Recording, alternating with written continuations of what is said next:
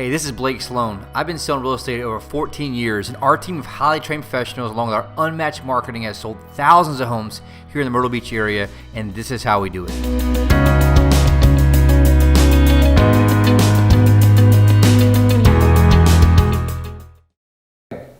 Second part we talked about here is what? This is an important one. This is a big aha for everyone the other day. Establish the win. And you do that with a simple frame. Hey, what I found is most agents don't even take the time to really sit with you and care and really figure out what a win is for you. On top of that, guess what ultimately happens after that? The client like yourself comes into a situation like this and they don't even know what the win is. And so let me ask you this. The first thing that we're going to do for you today is sit here and figure out what's a win look like for you.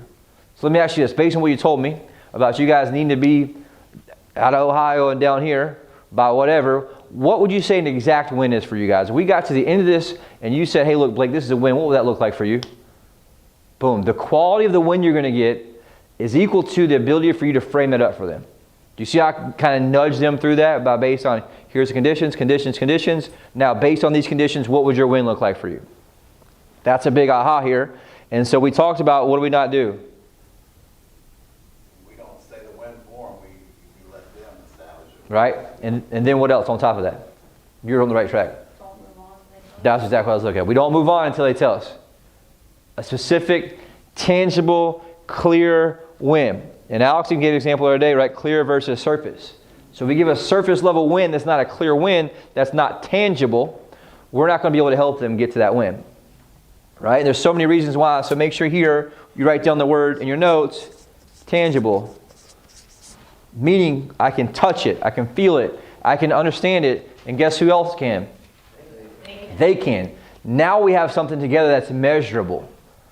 Measurable meaning, hey, because here's the deal, especially on the listing side, we talked about this. So I get to the end, and they tell me, hey, look, you know, we like this. We're not really sure, if this is the fit for us. We're probably going to have to just think about it, right? Or we're going to meet with somebody else.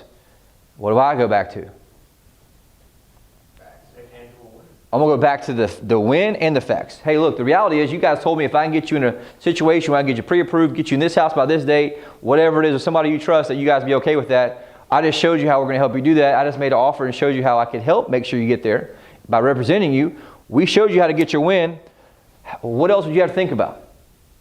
And so now what I do, I have a link there between the tangible way, the gap between the facts and reality, right, what the actual win is. I collided in the middle here, right, which is usually with the fact of reality. And then ultimately we're able to go to that part. Does that make sense? And in the beginning, after, and I kind of skipped ahead, but after I established a clear win, what do I do number 3? Clarify the facts. And that's where I clarify the facts is in here, where we have the battle royale, right? We're battling out what's going on, who's doing what. Hey, you said this. Is this really true about that? Right? What's going to happen if you don't make a decision? What's going to happen if you don't sell by then? What's going to happen if you don't buy by then? Are you going to renew your lease or whatever it is? We have these situations here that come up. It's our job to make sure that we're able to clarify that with them. That makes sense, y'all? And this is truly how we have influence with them, understanding frames. It goes much deeper, right? Other thing we got to be okay with, we talked about up top. Remember what that word is? Space. What's that mean? No idea? I got to be okay with the uncomfortableness. I got to be okay with giving them, I asked a very tough question to them. I'm going to collide with them. Then what am I going to do? I'm going to sit back, zero emotion, zero anger, zero trigger, zero anything, and let them go. And you see this a lot. And this goes back to people being a liar. Sometimes if somebody triggers the hell out of you and you expose that to them, you're not going to have any influence in them. And so it happens all the time, both in people, right? Even working together, people that, work for us or whatever it is, you see all the time. The same thing happens with your client. If they sense you get triggered, when you hold that tough line there, what happens? What happens? You know the idea? They shut down and pull away. But if I'm cool, calm, collected, hey, look, I know this, but the reality is, boom, boom, boom, boom. Here's what's going to happen if you don't make a decision. Whatever it is. And I hit them with the facts. I got to be cool, calm, and collected. And I have to protect the space. If you had to write a word down in your notes, you want to write down protect the space, right? Meaning that I have that with my energy, my words, my responses, and what I visualize myself when I do this is slowing down time. So I ask that tough question. I anticipate it. I know we're about to collide, but guess what I'm colliding with? Love and the facts.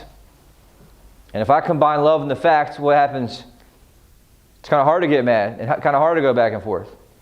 But what people do is they tend to twist reality to match what they want. And so you have to have detailed, clear facts.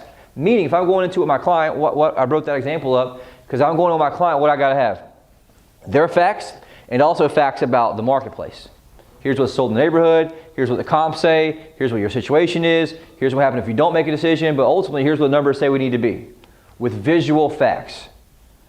And that's something that's very hard on the listing side for us because they think their house is worth 200, right? The facts say it's worth 165, and they will go to the grave believing it's 200 unless I can collide with them and show them the facts of their current situation and the facts of the marketplace as well. Does that make sense to y'all? Yeah. That's super important there. Any feedback or questions about this part? This is something you got to continue building on. We'll keep building on this next Tuesday, obviously for the next part of this, but this is very important because a lot of people screw up here. You have people who run over you, right? This is where your offer written to offer acceptance ratio makes the biggest difference. You want to be 90% plus. Worst case, absolute acceptable number would be 80% plus if you're getting some multiple offers. If you're not getting 90% plus offer written to offer acceptance ratio, here's where you're screwing up at. Period. You're getting run over.